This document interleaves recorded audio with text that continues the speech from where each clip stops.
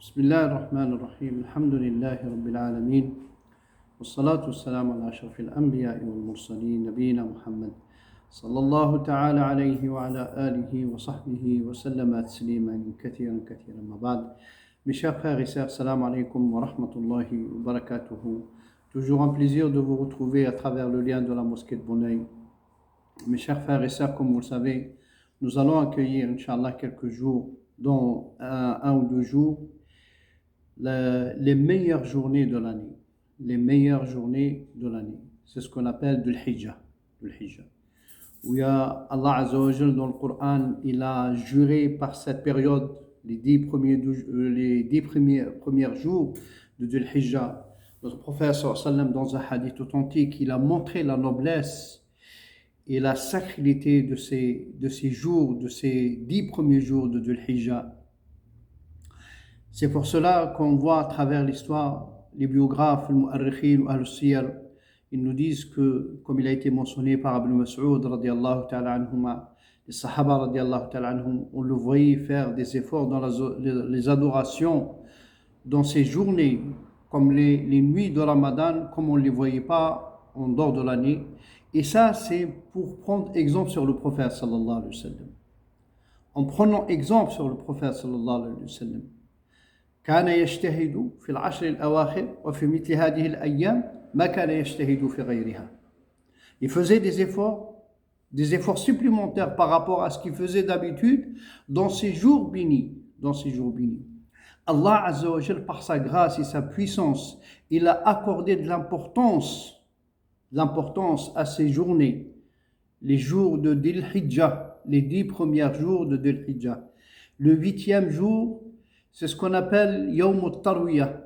C'est la journée où il commence le Hajj, où les Hujjaj ils quittent Mecca pour aller vers Mina s'installer, faire le Dhuhr et l'Asr, et le Maghrib et l'Isha, et le lendemain ils se dirigent vers Arafah, Al-Hajj ou Arafah. Ils se dirigent vers Arafah le 9e jour. Pour celui qui n'est pas au Hajj, celui qui n'a pas été au Hajj, les musulmans en général, dans leur pays, dans leur endroit où ils vivent, ils doivent jeûner cette journée, la journée de Arafah. Quand il a jeûné le prophète sallallahu alayhi wa sallam, quand il a jeûné le 9e jour de Dhul Hijjah, ils ont dit à Rasulullah, sahaba radiallahu anhum, ils ont posé la question, qu'est-ce qu'on a ya Rasulullah? Qu'est-ce qu'Allah nous donne comme récompense? Il a dit, je souhaiterais auprès d'Allah Azza wa Jal qu'Allah me pardonne une année passée et une année à venir. Peut-être samedi, peut-être dimanche, il commencera le premier jour de l'Hijjah. Comme il a été mentionné par nos ulama, rahmatullahi alayhim, il est souhaitable de jeûner. Au moins, le minimum, c'est de jeûner le 9e jour de Dhul Hijjah. Ça correspond au jour de Arafah. Ça, c'est le minimum. Celui qui a la possibilité, celui qui a la volonté de jeûner quelques jours dans ces journées, les journées de Dhul Hijjah, il est préférable. N'hésitez pas, mes chers frères, la bienfaisance, les sadaqat, voir les fuqara, voir les pauvres, les nécessiteux, rajouter un peu de surrogatoire par rapport aux autres journées.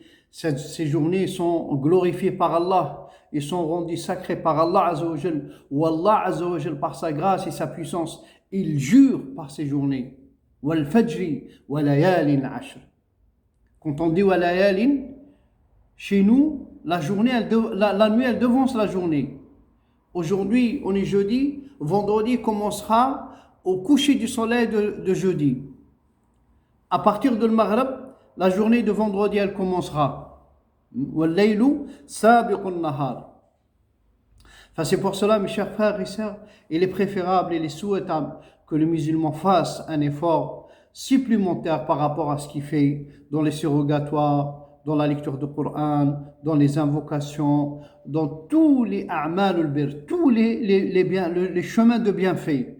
N'oubliez pas les sadaqat aussi, n'oubliez pas les du'as aussi, et certaines bonnes actions qu'on avait l'habitude de faire, on rajoute un petit peu, si c'est possible. Le prophète sallallahu alayhi wa sallam, comme il a été mentionné, il a dit, il n'y a pas de jour meilleur pour les adorations, pour l'adoration d'Allah Azza wa Jal, que ces journées, les jours de Dhul Hijjah. Mes chers frères, pour ceux qui ont l'intention de émoler, de faire la sunna de l'émolition le 10e jour de Dhul Hijjah, le jour de l'Eid, ceux qui ont la possibilité d'émoler ou qui vont faire l'émolition, il est préférable pour eux, comme il a été dit par Ummuna Atiyya radiyallahu ta'ala anha, dans un hadith authentique où le prophète sallam il a dit, celui qui a le niya, celui qui a l'intention d'émoler, d'égorger son mouton le jour de l'Eid, il ne coupe pas ses ongles, il ne rase pas ses cheveux jusqu'à le jour de l'Eid. Et comme il a été mentionné chez l'imam Malik rahmatullahi alayh, ils ont dit à l'imam, le jour de l'Eid, la douche, avec la douche de l'Eid, est-ce qu'on peut raser? Il a dit après l'Udhiyah. Après l'Udhiyah. Après une fois émolé, à ce moment-là, on coupe les ongles, on rase la moustache, on coupe la moustache et on fait la toilette comme on a l'habitude de faire. Barakallahu fikum. Wassalamu alaikum wa rahmatullahi wa barakatuh.